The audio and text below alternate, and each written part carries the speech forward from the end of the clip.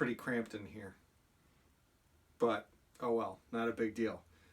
So today, we're doing a well, not really a follow-up, but a different getting started video. I was looking through my videos today, and my most popular video of all time right now is actually USPSA Getting Started, which I did a little over a year ago.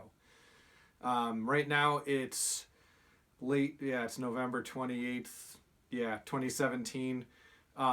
Three Gun Nationals were a couple weeks ago. Three Gun season's over. This was my first full season in Three Gun, so now it's time to do Getting Started in Three Gun. I actually had several requests over the past year or so to do a Getting Started in Three Gun video as well. So here we go. I'm surrounded by my gear. We'll be going through this. I've got my checklist of items I want to make sure to get through, and I've got my trusty stopwatch so I can make sure to keep this time friendly as possible. So I'll start the time now and we'll get going.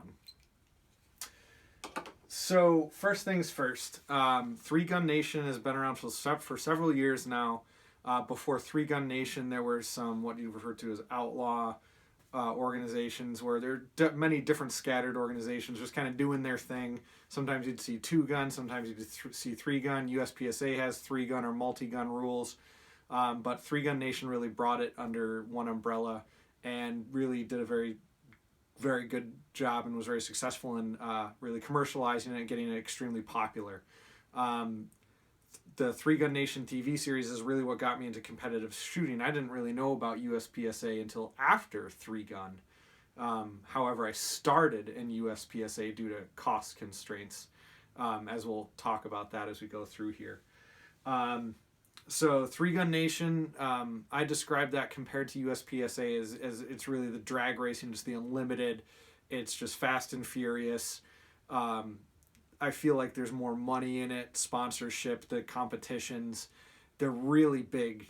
It is a lot of fun. Not that USPSA isn't fun. I just feel like it's kind of a different level. A lot of times you'll see competitors that are very successful in both. So first things first, getting started. If you don't have a membership yet, you can go to their website. Link is below. Okay, I've got all the links down there.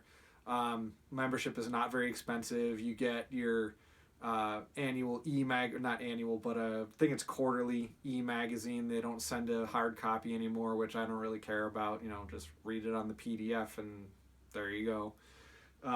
You get your bio page and your score, and you're eligible for scores and all that other stuff, so you can track your progress, and that's always fun.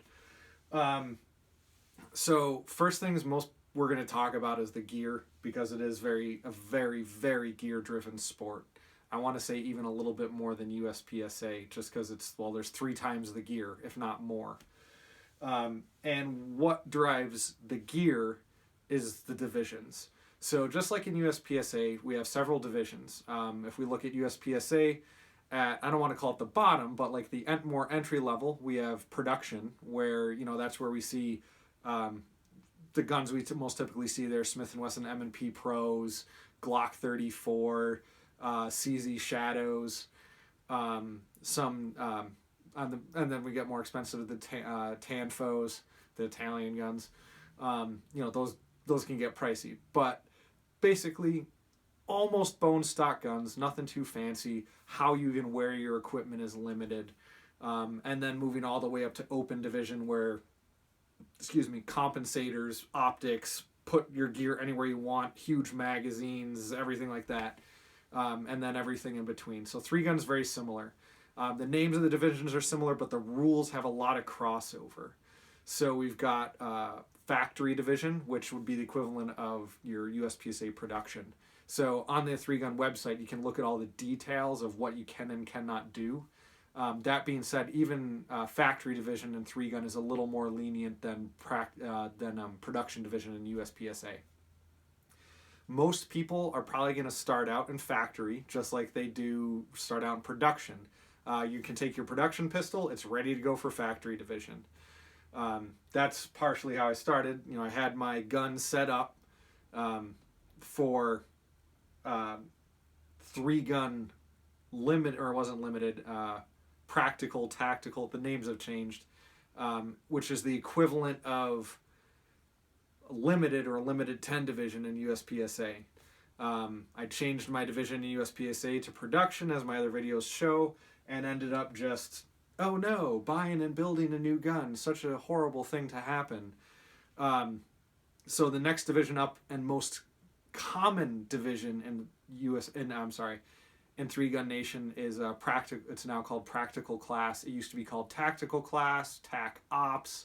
It's had several different names over the years. As of right now, it's Practical Division. So Practical Division, for the pistols, the rules are basically the same as limited or limited 10 USPSA. So you'll see a lot of people cross over that division. They use their same gun in both competitions.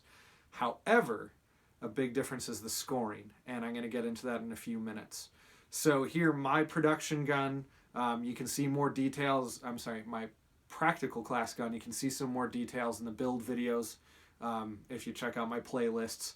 But here, Smith & Wesson M&P 9 Pro Series with a bunch of modifications from a Magwell, enhanced mag release, the ever popular Apex Ford flat face forward set sear trigger kit.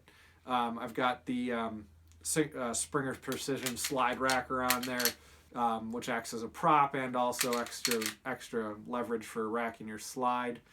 And then you can see it's also customized with the coating from Robar, which again, we look at that. All my gear has to match, so yours doesn't necessarily, can save some money that way. But basically, we've got a production gun in USPSA upgraded to a Practical Class gun in limited or limited class gun. This would be minor scoring in the 9mm in USPSA. So there's that gun. So most people are going to be having their pistol first, probably just crossing over from whatever they're competing in USPSA with.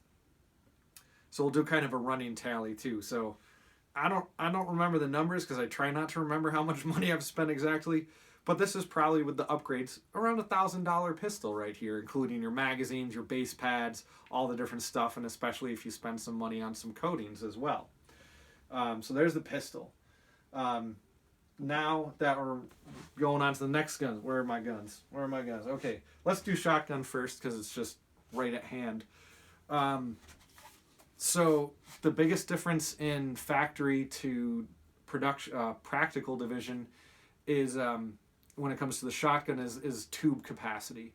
The only division that you can use mag-fed shotguns in is open class. All other classes, you're using a standard tube-fed shotgun. I have a extension, as you can see, go in the other videos, like I said before, that goes on this as well to get a lot more rounds in this gun.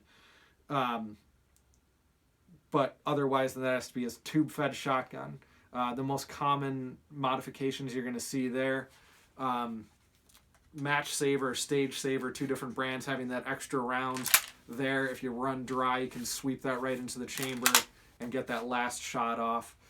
Brand new out this year, early summer, was the Stage Burner for unloaded or even just loaded starts, getting an extra 2 rounds in your magazine right off the bat. That magnetically holds 2 shells on there. And then the magazine extensions. Other than that, you don't really need to do much to your shotgun. You can't have porting in that barrel, except in open division as well. So, yeah, shotgun's pretty simple. No optics. That's pretty much it. Again, looking at cost, this is a Mossberg JM Pro, Mossberg 930 JM Pro, retail price plus modifications. Again, we're around $1,000 into this gun too, somewhere around there. And I'm talking even with dealer discount pricing and really trying to piece things together. Obviously, also customized to match. We got our Magpul green and burnt bronze to match everything together. Other internal modifications in here you can't see, but again, going on those videos there. All right, the rifle. This is going to be the most expensive gun of your 3 guns for sure. Mine in particular This handguard was stupidly expensive, but I wanted a completely custom handguard. It's got my business logo in there. It's designed to my specs and everything. Most people build their rifles, but there's plenty of 3-gun ready rifles out there. The limitations, depending on your division: factory, 1 non-magnified optic. I think it's non-magnified. Again, check the rules specifically, and then practical, 1 magnified optic. Variable power. Open division. The biggest difference between an open division rifle and every other is you can have more than 1 optic. So you'll probably usually see an optic like this, and then an offset red dot on the side for closer up targets. So a lot of guys or girls will leave their magnified optic on 4 to 6x, whatever magnification their rifle goes to for distance targets or what the stage requires, and then have that red dot on the side for close up. And they'll go from here for a long shot and then cant the rifle real quick and just have that red dot for close up targets there. Then the other thing, the muzzle device has limitations in its size and everything but open division. So, this rifle, again, I built this over the course of, I think, 2 years just to stretch the costs out. The upper on this alone, around $1,000 into it or close to it. So all things considered, if you were to buy this gun, like a custom built gun like this, you're looking at $2,500 easily, if not more. You can spend way more. You can get a $1,200 more optic alone. So a lot of times that rifle is going to be your biggest investment overall, depending on how far you want to go in there. Just like USPSA and anything else like this, it's as expensive as you want to make it. But it definitely is not a poor man's game. That is no doubt about that. So, even if we just round these numbers to like 1,000, 1,000, 2,000, we got $4,000 to $5,000 in the guns alone, counting magazines and everything else like that. With the rifle real quick too, magazines, you're going to need and want a variety of different magazines. Even if you're in an unlimited state, you're still going to want some of those shorty Magpul 20s or 10s if you got to go prone, or sometimes there might be a barrier that's in the way on like a roof line or something crazy like that, and you got to drop that 30 or 40 round mag just to clear the barriers. I've seen that in some videos and just as recommended for people. So even if you aren't restricted, those are still going to come into handy. Your belt is another huge expense that a lot of people don't think about. So again, looking at cost savings, I obviously build all my own gear too as part of my business, but this is a really inexpensive belt for the foundation. I'm not ashamed to say it's an Uncle Mike's belt, $25 on Amazon, held up just fine all season for me running around. And then I use the Blade Tech Tactical or TMMS system, which I think is Tactical Modular Mount System. So it's tech locks with these mounts there, so you can then move your different pouches around. So depending on what the stage requires, or what guns you need, or anything like that, you can have your pistol pouches around there, your shotgun caddies, wherever you need them, clip them on there. Your holster is going to be similar to a USPSA production or like Carry Optics holster, where it's going to be a full coverage holster. Security of the holster is way more important in 3-gun than it is USPSA. In USPSA, we're normally just standing there, drawing at the buzzer, and the holster just has to hold your gun safely walking around. Whereas 3-gun, you're running, you're jumping, you're climbing, you're going all over, and you might have a loaded pistol in there. It needs to be secure. So having those threaded tension adjustments to tighten it down for when you're running around, you can loosen it up if you're starting with the pistol and you want a faster draw. And a lot of times you'll see the holsters also with a higher shield around the whole pistol to protect it while running around and banging into stuff. So, this rig here, if I'm building this for a customer to these specifications, it's going to be another $300-400 worth of gear for this alone. One of the more popular ones is the Safariland ELS system. The reason I don't use that myself is because it's way more proprietary. You need the ELS belt, you need the ELS hardware, whereas the Blade Tech is more interchangeable across the board. So that's why I choose to use Blade Tech in my personal gear and then for my business as well. So a gear full matching kit, we'll say, not even looking at ammo. You're easily looking at $5,000 to $6,000 or more. So yeah, that's a lot of investment. This is all built over the series of a couple of years. So I'm at 15 minutes right now. This might go a little bit longer, but hopefully if you're interested, you'll feel that it's worth it. What you need, what you don't need. I kind of talked about that while going over the divisions and the gear.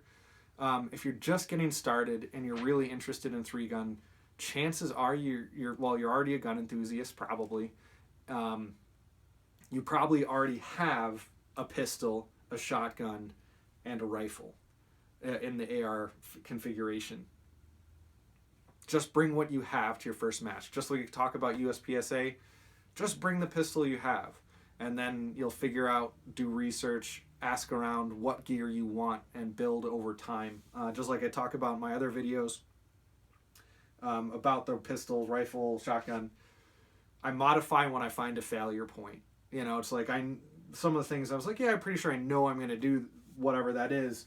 The one simple example is these switch view levers you'll see on the optics here.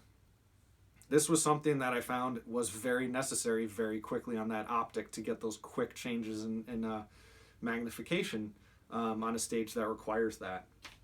Fortunately, relatively inexpensive for a universal mount.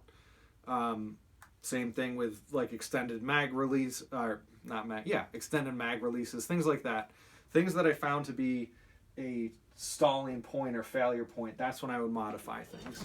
Woo, just save that one. Woo, close. Okay, we're good. So obviously what you need, the 3 guns. You probably use your same USPSA holster if you're using your same USPSA gun. Several mag pouches. I'd say at least 3 to 5 magazines for each magazine fed gun. Tons of ammo, plenty of ammo.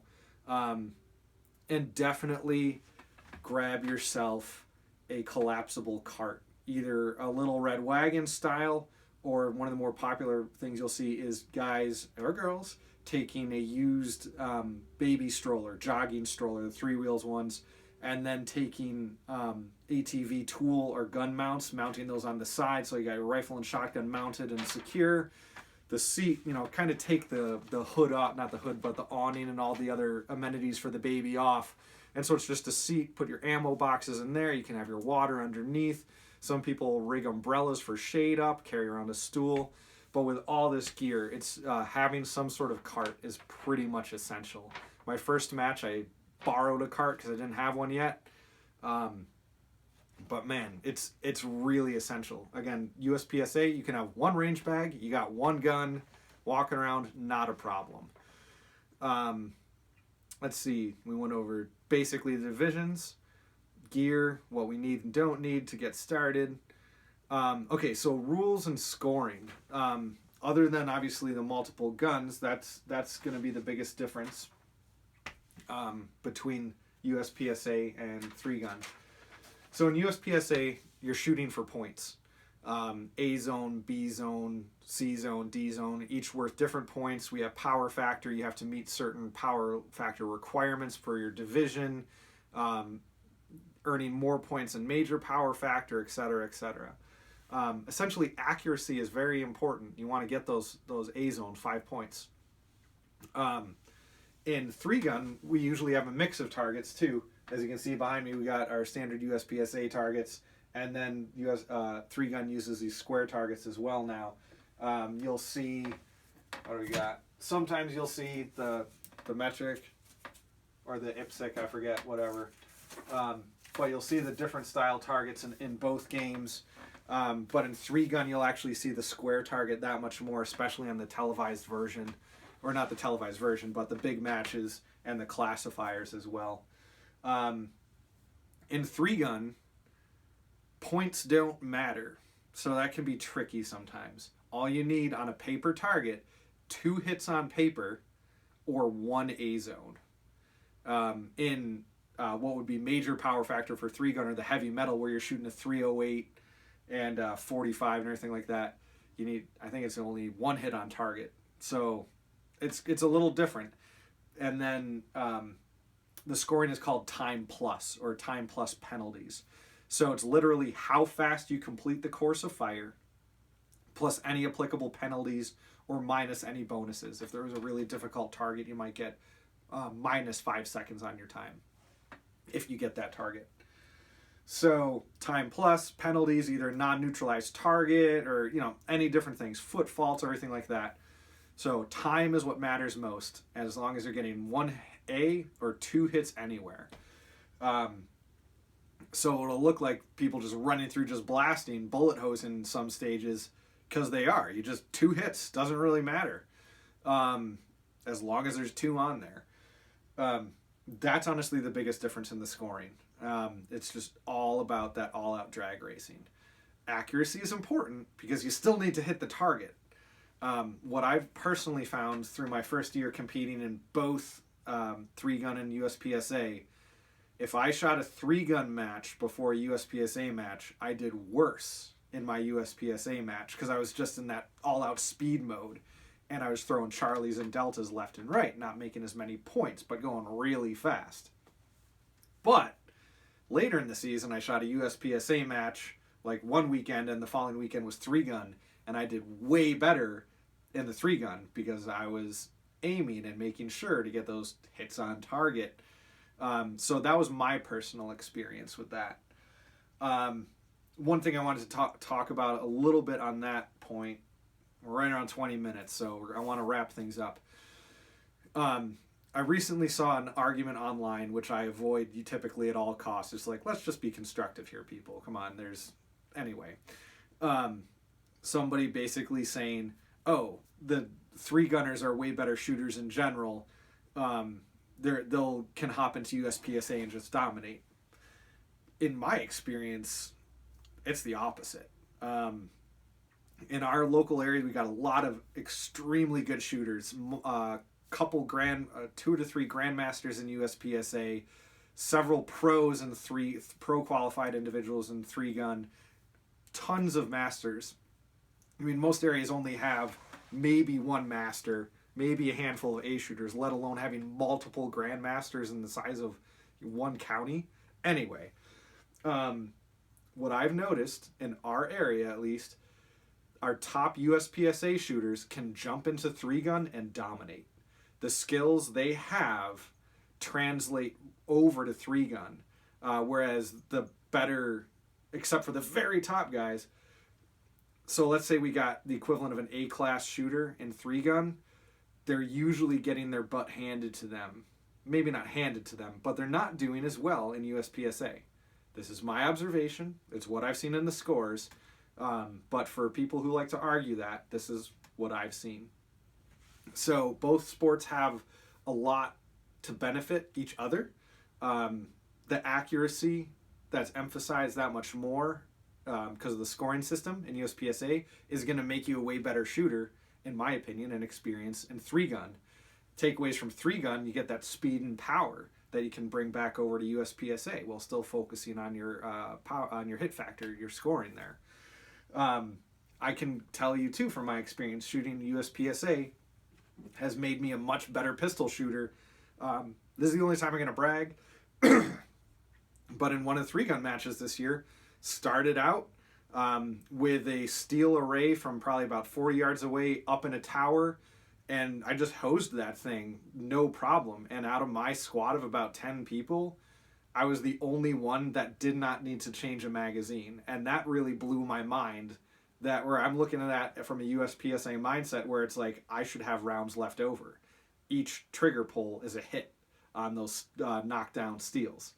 But so that USPSA skill really translated over very well for me in 3-gun for the pistol, to the point where a lot of times I'll go to my pistol when it's an option, and other people will stay with a rifle or shotgun depending on what the targets are, and I'll still hold my own better just because I have that much more personal experience with the pistol. All right, so we're over 20 minutes now.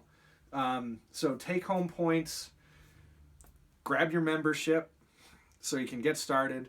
Look up those close matches or those clubs. Hopefully you have a club close to you. How about that? Look for clubs close to you first on those maps. Get your membership.